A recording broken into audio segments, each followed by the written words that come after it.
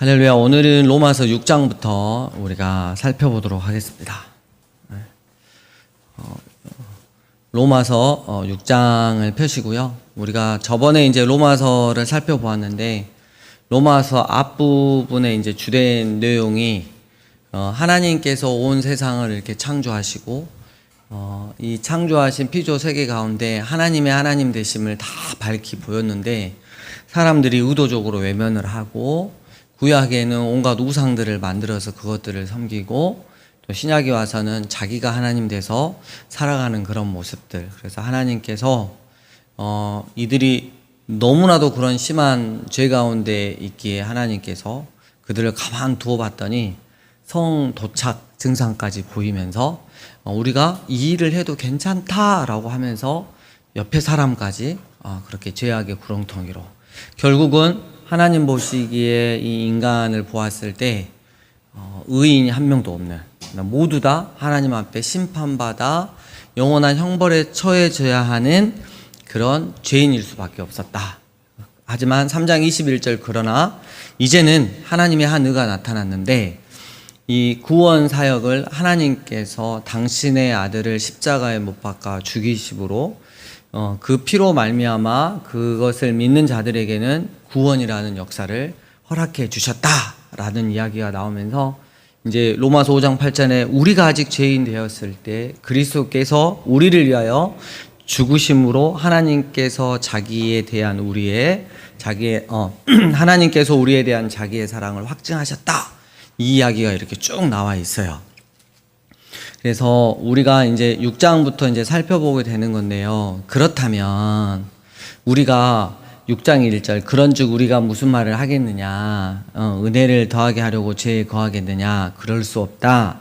죄에 대하여 죽은 우리가 어찌 그 가운데 더 살겠느냐 하면서 6장 7장은 이제 그리스도인이 이제 이 죄와의 어떤 관계를 가져야 되고, 죄에 대해서 어떠한 투쟁을 해야 되는지에 대해서 이제 쭉 나와 있습니다. 우리가 하나님의 은혜로, 또 우리가 믿음의 고백으로 구원을 받았다고 하는데, 그렇다고 해서 이 세상 살아가는데 나의 옛 자아가 아예 콱 죽어버린 게 아니고 늘 스물스물 올라와서 늘 죄를 짓게 만드는 그런 상황 가운데서 우리는 어떻게 이 죄를 다스리면서 죄에 대해서 승리하면서 살아가야 하냐, 이 이야기가 이제 쭉 나와 있습니다. 그래서 2절에 먼저 보면 죄에 대하여 죽은 우리가 어찌 그 가운데 살리요 했습니다. 그래서 우리가 예수님을 바르게 믿고 있다, 진실로 믿고 있다의 하나의 확증적인 증거는 뭐냐면, 죄를 지었을 때 이전에는 당연시 생각했던 그 죄들이 이제 죄를 지었을 때 애통하는 마음이 슬픕니다. 그리고 슬픈 마음이 들어요. 내가 하나님의 은혜로 구원받았는데, 예수님의 그 십자가로 인해서 구원받았는데 내가 이 죄를 여전히 짓고 있구나. 나 왜 그러지? 하면서 죄에 대해서 애통해하면서 그 죄에서 떠나려고 계속 하는 거예요. 네. 그래서 이게 이제 예수님을 바로 믿고 있다는 증거 중에 하나입니다. 계속 그 죄 가운데서 당연한다듯이 거한다고 하는 거는 우리가 받았다고 하는 구원을 의심해 보아야 한다는 것이죠. 자, 4절, 그러므로 우리가 그의 죽으심과 합하여 세례를 받음으로 그와 함께 장사되었나니, 이는 아버지의 영광으로 말미암아 그리스도를 죽은 자 가운데서 살리신과 같이 우리도 또한 새 생명 가운데서 행하게 하려 함이라. 그래서 우리 안에는 이제 두 가지 생명이 있죠. 옛 생명, 그리고 새 생명, 예수님의 생명으로 우리가 또 하나가 더 있죠. 근데 우리가 늘상 어디가 결론이 나야 되냐면, 옛 자아를 죽여버리고 날마다 십자가에서 죽이고 생명이신 예수님의 생명으로 우리가 살아가야 한다는 것이죠.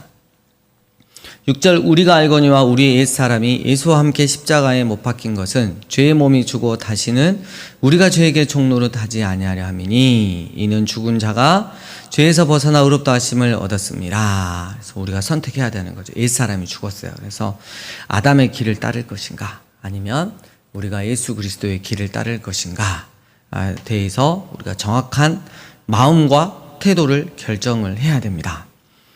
자, 10절 그가 죽으심은 죄에 대하여 단번에 죽으심이요 그가 살아계심은 하나님께 대하여 살아계심이니 이와 같이 너희도 너희 자신을 죄에 대하여는 죽은 자요 그리스도 예수 안에서 하나님께 대하여는 살아있는 자로 여길지어다. 그래서 우리가 아까 새 생명 그리고 우리가 늘상 여겨야 되는 게 뭐냐면 나는 예수님의 그 십자가에서 옛 나는 늘 죄짓기를 좋아하고 내 중심적으로 살기를 원하는 나는 그 십자가에서 죽었어. 그리고 나는 이제 하나님께 대하여 살아있는 새 생명을 얻은 자로 기쁨으로 하나님의 말씀을 순종하며 살아갈 거야 라고 늘상 여기라는 거죠. 여기라는 거. 그리고 나서 이제 13절 보면 너희 또한 너희 지체를 불의의 무기에 죄에게 내주지 말고 오직 너희 자신을 죽은 자 가운데서 다시 살아난 자 같이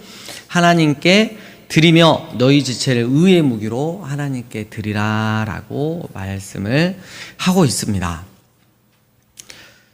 여러분 우리가 생각해 보면 사탄이 하나님과의 그 영적인 싸움에서 우리가 교회를 다닌다고 믿는다고 하는데 우리가 사탄의 날선 칼날이 돼가지고 하나님을 향해 휘두르는 무기가 된다면 그거같이 비참한 게 어디 있겠어요. 네. 그러니까 사탄은 늘 우리를 하나님과의 영적 전투에서 자기의 날카로운 칼날처럼 우리를 사용하기를 원하는 거예요. 그때 우리는 죄에 대해서 죽은 자로 여기고 오히려 의의 무기로 하나님의 손에 붙들림 바 되는 인생이 돼야 한다는 거죠. 예.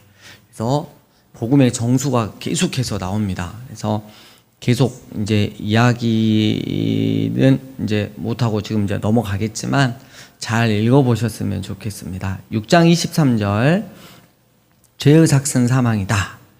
그리고 하나님의 은사는 하나님의 선물은 그리스도 예수 우리 주 안에서 있는 영원한 생명이다 라고 했습니다. 그래서 우리가 이 말씀을 잘 기억하면서 나는 죄의 삭을 받는 사람으로 살아야 될 것인가 아니면 하나님의 은사, 하나님의 선물을 받은 사람으로 살아가야 할 것인가 또 우리가 결단을 했으면 좋겠습니다. 7절에 보면 이쪽 보시면 혼인관계로 비유한 율법과 죄에 대해서 이렇게 나오는데요. 좀 우리가 이해하지 못할 게 그 8절에 보면 그러나 죄가 기회를 타서 계명으로 말미암아 내 속에서 온갖 탐심을 이루었다 라고 이야기를 하고 있어요. 이게 어떻게 탐심을 이루었냐라고 보면 첫 번째로 뭐냐면 하나님의 말씀이 하지 말라가 되게 많잖아요. 왜 그걸 하면 안 되는데? 왜 그걸 못하게 하는데? 나 기분 나빠 할 거야. 이런 사람 있고요. 나는 그거 다 지켰다. 이 어리석은 것들아. 아직도 거기서 결단 못하냐? 나는 모든 행위를 완전하게 했다. 이렇게 또 자기 그 의를 또 충만하게 하는. 그래서 오히려 말씀으로 말미암아 두 가지 시험들은 부류가 있죠. 그래서 늘 우리의 마음이 계산기를 잘 이겨야겠죠. 그 이야기가 이렇게 나오고요. 그래서 그 관점에서 이렇게 보시면 되고요. 11절 죄가 기회를 타서 계명으로 말미암아 나를 속이고 그것으로 나를 죽였다 이렇게 하면서 21절에 그러므로 내가 한 법을 깨달았다. 이거 사도 바울입니다. 사도 바울이 말을 하고 있는 곧 선을 행하기 원하는 나에게 악이 함께 있는 것이로다 이랬어요. 내 속사람으로는 하나님의 법을 즐거워하는데 내 지체 속에서 다른 한 법이 내 마음의 법과 싸워 내 지체 속에 있는 죄의 법으로 나를 사로잡는 것을 보는도다. 때문에 오호라 나는 공고한 사람이다. 이 사망의 몸에서 누가 나를 건져낼까라고. 여러분 우리가 세상을 살다 보면 늘상 이 공고한 사람이 돼 있어요. 있는 게 맞아요. 오히려 내가 진짜 말씀에 순종하고 기쁨으로 쭉 살아왔더니 난 절대 죄에 대해서는 일도 생각이 안 나고 죄를 충분히 잘 다스릴 수도 있고 그런 사람이 없다는 거죠. 사도 바울도 여러분 얼마나 훌륭한 믿음의 사람입니까? 근데 늘 이 죄 문제 때문에 괴로워하고 힘들어하는 거예요. 쉽지 않거든. 여러분의 삶 가운데서 그리고 여러분의 그런 생활과 또 직장 생활이나 이렇게 하는 가운데서 늘상 우리가 이야기하는 것 중에 하나가 이놈의 나라의 법을 지키고 요 일을 하면서 나라의 법을 지키려 그러면 불법을 안 지를 수가 없다고. 늘상 고민이. 아무렇지도 않게 이제 죄 짓는 사람은 그 외에지만 하나님 말씀대로 살아가고 싶은데 내가 일하는 상황이 편법을 안 쓰면 안 되는 상황들이 되게 많이 있다는 거죠. 그래서 이번 주에도 아주 공고한 분 한 분하고 잠깐 이제 우리 찾아오셨길래 이야기를 했는데 너무 짠한 거야. 그렇다고 이분이 약자를 좀 보여주려고 하는데 여기 또 법으로는 접촉이 되고 냅두다니 이 사람은 또 아예 못 먹고 살고 이런 여러 가지 상황 가운데서 우리는 어떻게 해야 되느냐. 우리가 이 사는 세상이 정말 우리를 공고하게 만드는 거죠. 말씀대로 살아가려니. 목회도 마찬가지입니다. 하나님 말씀대로 목회하려 그러면 주변에 있는 많은 이제 이런 상황들 때문에 정말 어렵죠. 네. 근데 이제 25절에 보면 우리 안에서 두 법이 싸워요. 육신의 법이 싸우고 하나님의 법이 싸우는데 우리의 결론은 25절이 돼야 되는 거죠. 우리 주 예수 그리스도로 말미암아 하나님께 뭐 한다? 감사하리로다. 결론을 딱 내는 거야. 내 안에 있는 옛 자아를 살리는 게 아니라 내 안에 계신 예수의 생명으로 말미암아 결론을 딱 내는 거죠. 결론을 딱 내는 거예요. 그래서 그럼에도 불구하고 나는 하나님의 편에 서서 하나님이 기뻐하시는 것들을 하겠노라고. 여러분 여기서 우리가 조심해야 되는 게 있어요. 사람마다 다 믿음의 분량이 다르잖아요. 그래서 어떤 믿음이 높은 사람이 믿음이 좀 아직 연약한 자에서 예를 들면 이제 아까 세상에 편법을 써야 되냐 말아야 되냐 할 때 우리가 또 어떤 부분은 주일을 또 지켜야 되냐 말아야 되냐 주일에 그렇게 꿈꿔왔던 상담사 자격 시험이 주일에 있는데 요거를 봐야 되냐 말아야 되냐 이런 상황들에 있었을 때 우리가 늘상 고민을 해야 되는 게 뭐냐면 합리화는 시키지 말자고. 내가 이렇게 해야 되니까 어쩔 수 없었어. 합리화는 시키지 말고 대신에 주님 제가 아직 이것밖에 안 됩니다. 주님의 은혜가 필요한 사람이고 아직 더 하나님 앞에서 자라가야 할 사람입니다 라고 자신의 자신됨을 그대로 인정하면서 하나님의 은혜를 구하고 했을 때 그 사람은 다음에 더 발전이 있는 건데 그냥 이거 합리화해가지고 딱 해버리면 그건 정말 하나님이 바라시지 않는 것 같아요. 옛날에 제가 되게 율법이 살아있었을 때는 상담을 하면 어떻게 했어요? 그거 안 돼요. 하나님이 싫어하십니다. 하지 마세요. 이러면 이분은 어때요? 그렇게까지 이렇게 할 수 있는데 지금은 알겠어요. 왜냐하면 우리가 믿음이 연약한 자들이 걸려 넘어지는 게 아니라 결국은 이제 세워져야 가는 거잖아요. 그래서 더 중요한 건 우리 안에 믿음이 연약한 자가 어떤 연약함으로 인해서 그렇게 결정을 했을 때 그리고 나서 이제 시간이 지나면 이건 하나님의 뜻이었다 아니었다를 더 알 수 있잖아요. 그랬을 때 믿음의 공동체가 어떠한 반응으로 그 사람을 잘 케어를 해주냐가 정말 중요해요. 그럴 줄 알았다 나. 이런 공동체가 아니고 실패하고 돌아왔는데 그걸 더 감싸주면서 함께 믿음에 복된 그런 삶의 방향으로 끌고 갈 수 있는 공동체가 되게 중요합니다. 하나님도 오늘 오전에 보니까 자유의지를 훼손을 시키지 않잖아요. 우리도 마찬가지인 것 같아요. 그 대신 가죽옷을 잘 지어서 늘 잘 입히는 역할을 감당을 해야 될 것 같습니다.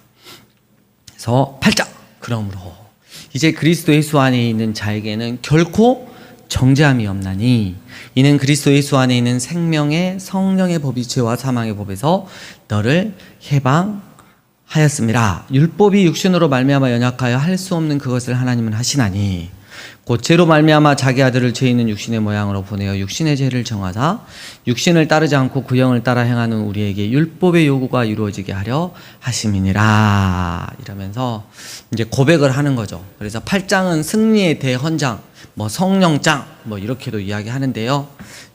결국은 여러분 우리가 믿음의 승리를 해야 되는 거예요.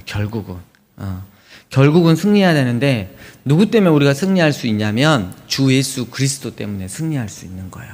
그쪽으로 엎어지면 승리할 수 있고 감사가 나오고 기쁨이 나오고 그것들이 다 나오는 거죠. 은혜가 나오는 거고. 6절에 또 한번 지적을 합니다. 또 육신의 생각은 뭐다? 여러분 거기다가 우리가 딱 가로였고 내 잔머리 이렇게 잘 써놓으면 좋겠죠. 우리 잔머리가 항상 문제야. 저도 마찬가지예요. 근데 영의 생각은 상황이 하나도 안 바뀌었는데 너무 두렵고 떨리는데 너무나 심각한데 오히려 생명과 평안을 줄 수 있다는 거죠. 예. 육신의 생각은 처음에는 이거 잘 풀리고 잘 될 것 같은데 결국은 나를 악의 구렁텅이에 몰고 가는.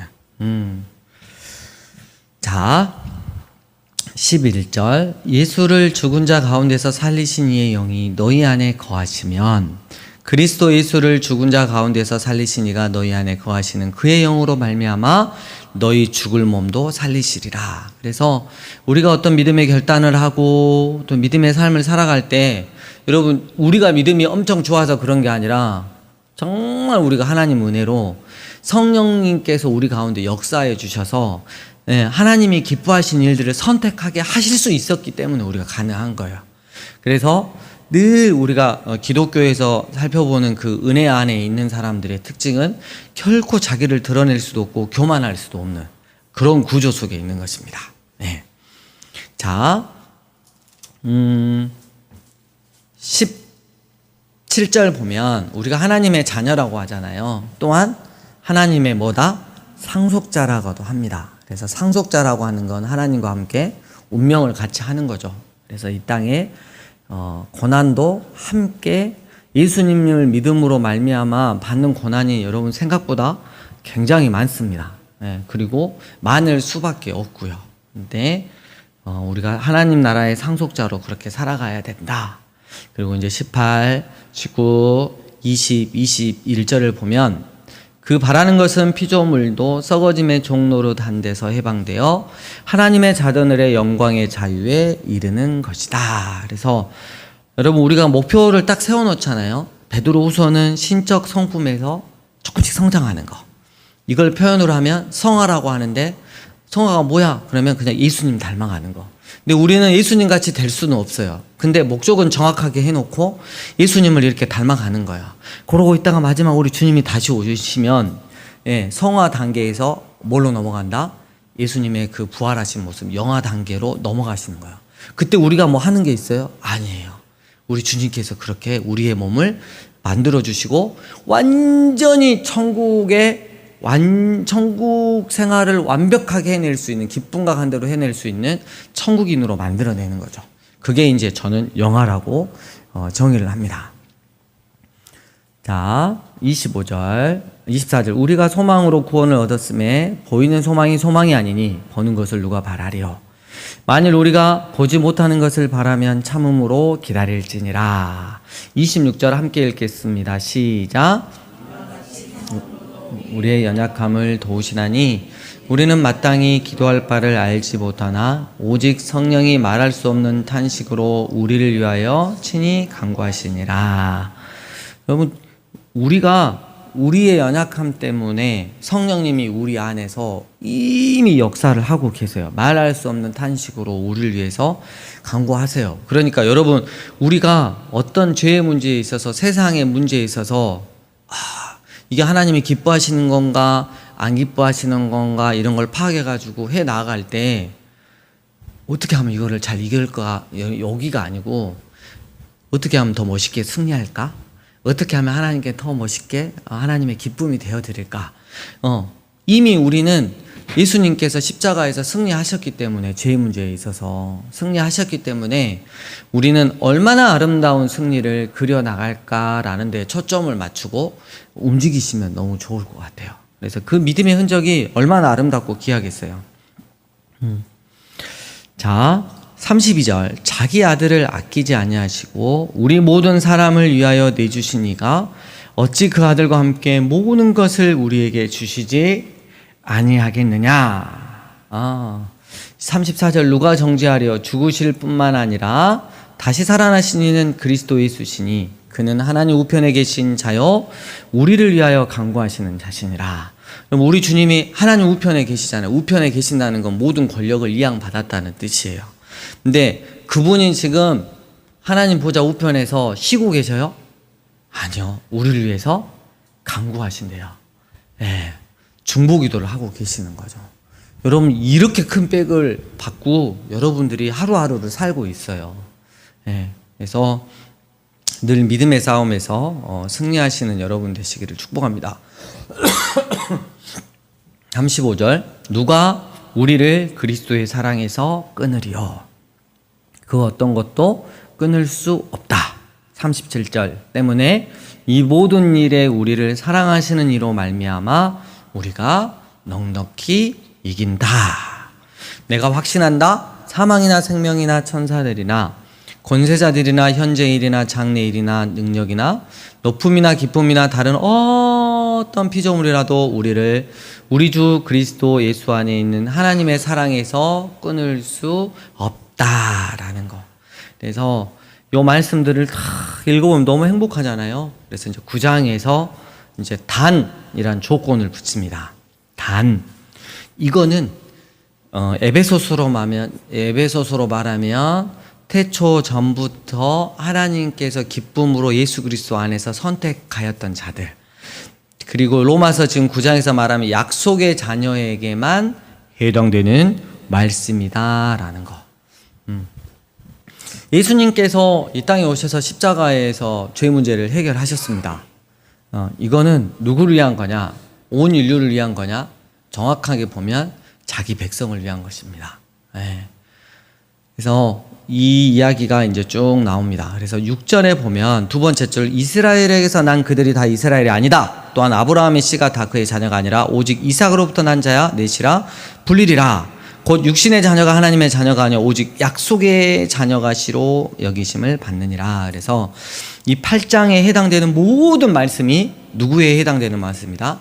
약속의 자녀에게 해당되는 말씀이 있는 것입니다. 15절 왜 하나님이 그렇게 하시는데 15절 모세에게 이르시되 내가 긍휼히 여길 자를 긍휼히 여기고 불쌍히 여길 자를 불쌍히 여리라. 이건 하나님의 절대 주권적인 문제인 것이다. 그래서 21절에 누구 예화가 나오죠? 예, 토기장이가 나와요. 진흙 한 덩어리를 갖다가 무엇을 만들고 어떤 용도로 만들지는 토기장이가 정한 거고 만들다가 좀 모양이 마음에 안 들면 바로 깨트리고 버리는 거죠. 다시 하는 거죠. 그래서 하나님의 절대 주권에 대해서 토달지 마라 이런 이야기를 다 하는 거고요. 그 다음에 이제 10장으로 넘어갑니다. 10장에서 보면 9절에 네가 만일 네 입으로 예수를 주로 시인하며 또 하나님께서 그를 죽은 자 가운데서 살리신 것을 내 마음에 믿으면 구원을 받으리라. 사람이 마음으로 믿어 의에 이르고 입으로 시인하여 구원에 이른다 이랬어요. 이 당시에는 그 입으로 시인하는 게 쉽지 않았어요. 왜냐하면 초대교회 당시에 로마의 핍박 가운데 우리가 요한계시록을 이렇게 보면 알겠지만 우상 숭배, 특히 로마 황제에 대한 숭배와 그 다음에 경제 체제인 길드 경제 체제로 인해서 이 우상 숭배의 그 잔치에 참여하지 않으면 이 경제권을 주지 않기 때문에 굉장히 어려운 핍박이 있다 그랬잖아요. 근데 시은이가 예수님을 믿는다고 소문이 났어. 얘를 확 잡아왔어요. 너 빨리 예수님 안 믿는다고. 그리고 플러스해서 예수님 저주해. 그러면 네가 경제 활동도 할 수 있고 편하게 살게 해줄게. 이 상황이라는 거예요. 그럼 이제 시은이가 이제 고백을 하겠죠. 예수님이 시은아 지금 몇 살이지? 25? 26년 동안 날 한 번도 배신한 적 없습니다. 폴리캅 감독의 말을 따서 저도 그렇기 때문에 예수님을 배신할 수 없습니다. 그런 멋있는 말을 남기는 거예요. 그 이야기를 하고 있는 거예요. 그리고 한 단계 더 가면 더 심하게 그때는 핍박했을 때는 화형이라 그러죠. 여기서 예수님을 부인을 하지 않으면 예수님을 저주하지 않으면 불로 태워서 죽여버려요. 근데 실제적으로 이제 어떤 감독이 시리아를 이게 대리 통치하고 있는 총독이 쓴 글이 있어요. 근데 너무 이상한 걸 써놓은 이렇게 나 정말 이상한 걸 봤다. 예수님을 자기 주님이라고 하고 요거 하나님을 자기 유일하신 하나님이라고 믿는 그 교회 다닌 애들을 몇 명 잡아가지고 족을 탔더니 많은 대부분의 사람들이 갑자기 예수님을 부인하고 욕을 하더라. 어이가 없더라. 이렇게 써놓은 게 있어요. 여러분, 이 당시에도 예수님을 입술로 고백하는 게 쉽지 않았어요. 근데 우리가 사는 이 세상에서도 마찬가지인 거예요.